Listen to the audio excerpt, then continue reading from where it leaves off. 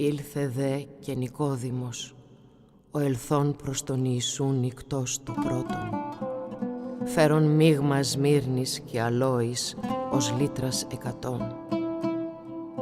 Έλαβονούν το σώμα του Ιησού και έδισαν αυτό εν οθονίης μετά των αρωμάτων, καθώς έθος εστί της Ιουδαίης ενταφιάζειν.